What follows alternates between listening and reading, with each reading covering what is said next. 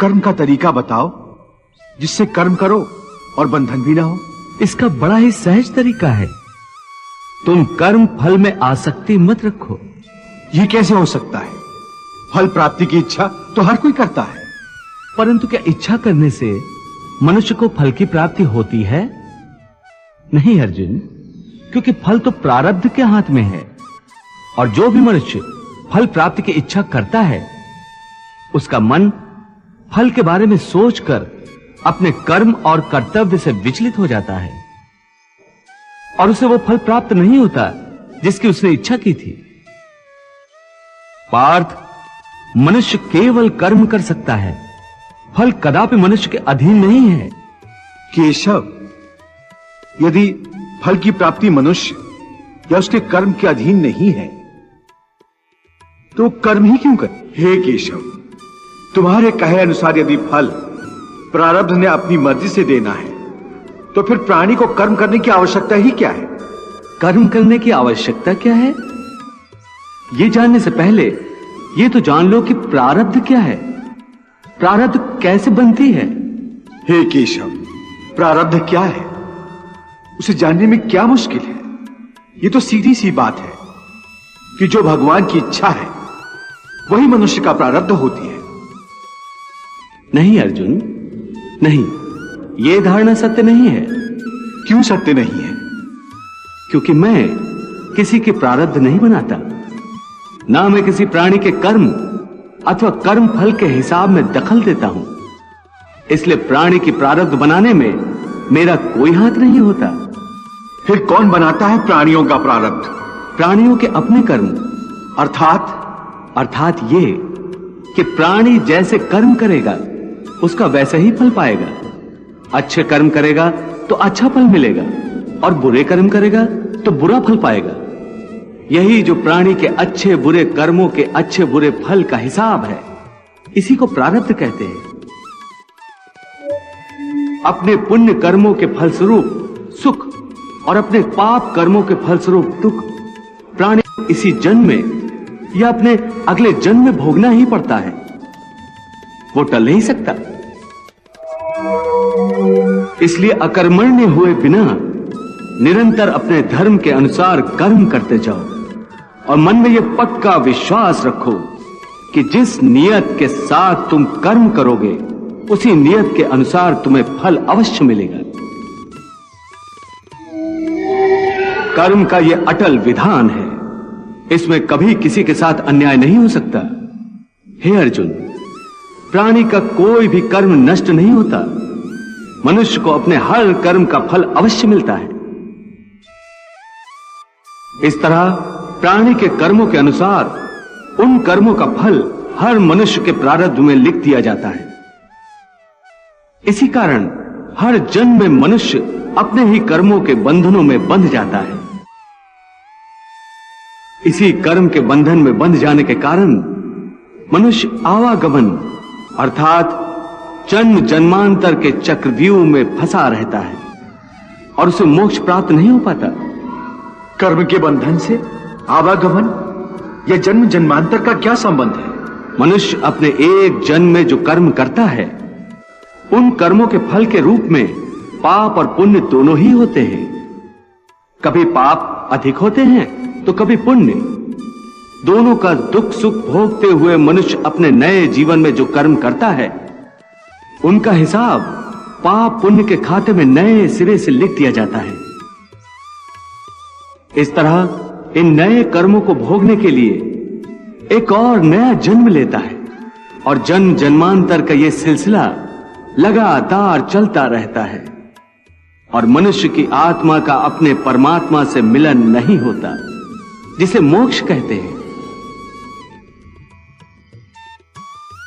हे कृष्ण, इसका अर्थ तो यह हुआ कि मोक्ष प्राप्त करने के लिए मनुष्य को पाप और पुण्य से बचने के लिए कोई कर्म ही नहीं करना चाहिए। सारे कर्मों का त्याग करके सन्यासी बन जाना चाहिए। कोई भी मनुष्य अकर्मण्य नहीं हो सकता। कर्म तो उसे हर स्थिति में करना पड़ता है। परंतु सन्यासी तो कर्म का त्याग तो करते ही हैं। हे पार्थ, सन्यासी भी कर्मों का त्याग नहीं करते, न ही कर सकते हैं। मैंने पहले ही कहा था कि सन्यासी भी कर्म करते हैं। खाना पीना, उठना बैठना, तपस्या करना, साधना करना, ये सब भी तो कर्म ही है। कर्म से कोई कैसे मुक्त हो सकता है? हे केशव, जब कर्म से मनुष्य मुक्त नहीं हो सकता तो वो कर्म कैसे करे कि उसे पाप और पुण्य से मुक्ति मिले? हे पार्थ, इसका तरीका यह है कि मनुष्य फल की इच्छा त्याग कर कर्म को अपना धर्म समझकर करे। फल उसे अवश्य मिलेगा, परंतु इस फल का वो विधान की इच्छा समझकर स्वीकार करे। ज्ञानी पुरुष इसी योग को अपनाकर कर्म योगी बन जाते हैं। आह, कितना महान सत्य प्रभु ने सहज ही कह दिया। वो कैसे भगवान? देवी, समस्त भय, चिंता, कलेश के मूल में आसक्ति होती है।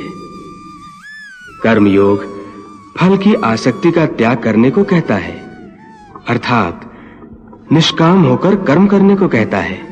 इससे मनुष्य को क्या लाभ होता है भगवान? लाभ यही है देवी कि कर्मयोग चित्त को शुद्ध और भयमुक्त कर देता है। देवी, भयमुक्त होकर ही मनुष्य जीवन को आनंद में बिता सकता है। अर्जुन को प्रभु यही रहस्य समझा रहे हैं।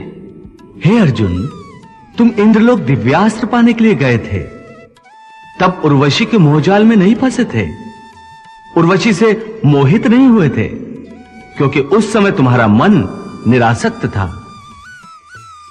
मैं तो यहाँ अपने अतिथि की सेवा में अपने आप को समर्पित करने आई हूँ। नहीं नहीं, ये धर्म नहीं है, ये तो अधर्म है, पाप है।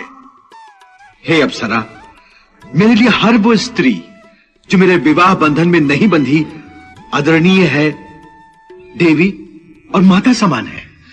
तो क्या पृथ्वी लोक का यही धर्म है कि पुरुष एक कामातुर स्त्री की प्रेम याचना को निर्दयता से ठुकरा दे? परंतु देवी, आपका मेरा रिश्ता एक स्त्री पुरुष का नहीं है, बल्कि धर्म और इंद्रलोक के नियमानुसार भी आप मेरी माता हैं। उर्वशी के कारण तुम विचलित नहीं हुए थे, परंतु आज कैसे विचलित हो गए हो? उस समय तुम अपना धर्म नहीं भूले थे, परंतु इस समय तुम अपना धर्म भूल रहे हो। इसका कारण जानना चाहोगे? हाँ केशव। तुम्हारा मन तुम्हारे काबू में नहीं है, क्योंकि तुमने कर्म योग नहीं अपनाया। क्या कहा? कर्मयोग से मन काबू में रहता है? हां अर्जुन, कर्मयोग के कारण कर्मयोगी का मन इधर उधर भटकता नहीं है। कर्मयोगी की बुद्धि स्थिर हो जाती है। जिस प्रकार पत्थर के एक मजबूत चट्टान को नदी की तूफानी लहरें भी विचलित नहीं कर सकती, अथवा बहुत बड़ा जल प्रपात भी जिस पत्थर को नहीं तोड़ सकता, उसी प्रकार कर्मयोगी का मन भी न बाढ़ से विचलित हो सकता है और न भावनाओं के वेग से खंडित हो सकता है।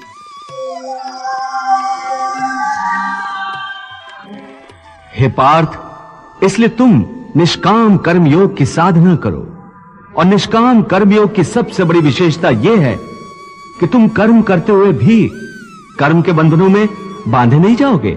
हे केशव, कर्म करते हुए भी कर्म का बंधन नहीं होगा, ये कैसे संभव? उस कर्म का तरीका बताओ जिससे कर्म करो और बंधन भी ना हो। इसका बड़ा ही सहज तरीका है। तुम कर्म फल में आसक्ति मत रखो। ये कैसे हो सकता है? फल प्राप्ति की इच्छा तो हर कोई करता है। परंतु क्या इच्छा करने से मनुष्य को फल की प्राप्ति होती है? नहीं अर्जुन, क्योंकि फल तो प्रारब्ध के हाथ में है, और जो भी मनुष्य फल प्राप्ति की इच्छा करता है, उसका मन फल के बारे में सोचकर अपने कर्म और कर्तव्य से विचलित हो जाता है, और उसे वो फल प्राप्त नहीं होता जिसकी उसने इच्छा की थी। पार्थ, मनुष्य केवल कर्म कर सकता है, फल कदापि मनुष्य के अधीन नहीं है। केशव, यदि फल की प्राप्ति मनुष्य या उसके कर्म के अधीन नहीं है, तो कर्म ही क्यों करे? क्योंकि मनुष्य का धर्म है अपने कर्तव्य का पालन करना। इस कर्तव्य पालन के लिए आवश्यक कर्म करना। परंतु हे केशव, फल प्राप्ति की कामना छोड़ने पर मनुष्य में कर्म करने की प्रवृत्ति उत्पन्न कैसे होगी? यदि फल की इच्छा न रहेगी तो मनुष्य कर्म ही क्यों करेगा? हे अर्जुन, जो साधारण मनुष्य फल की इच्छा से ही कर्म में प्रवृत्त होते हैं, वो सुख दुख आदि के चक्र में फंस जाते हैं।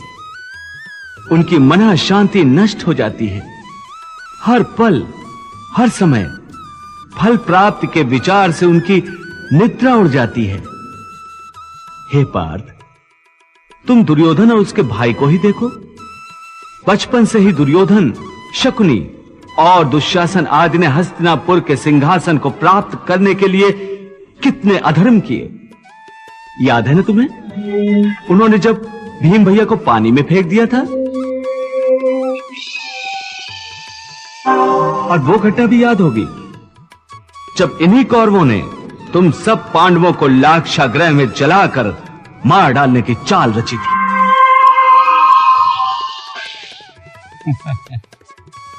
कैसी लाजवाब चाल थी उनकी। उस आग से तुम लोगों का जीवित बचकर निकलना असंभव था। कितना योजनाबद्ध कर्म था, परंतु इस कर्म का फल उन्हें मिला नहीं, क्योंकि प्रारब्ध की योजना और थी। इस प्रकार उनकी इच्छा विरुद्ध जब सारे प्रयास विफल हो गए, तो उन्होंने तुम सबको छल कपट से काम लेकर 12 वर्षों के वनवास और 1 वर्ष के अज्ञातवास में भेज दिया था। परंतु बार बार प्रयास करने के बाद भी कौरवों को उनकी इच्छा अनुसार फल प्राप्त नहीं हुआ। वो ये भूल गए थे कि फल प्रारब्ध अनुसार मिलता है। इन दुष्कर्मों के चक्र में वो बुरी तरह फंस गए हैं पार्थ, और जिस फल की कामना वो कर रहे हैं, वो फल उन्हें प्राप्त नहीं होगा, बल्कि दुष्कर्मों का बुरा फल ही उन्हें मिलेगा। ये बात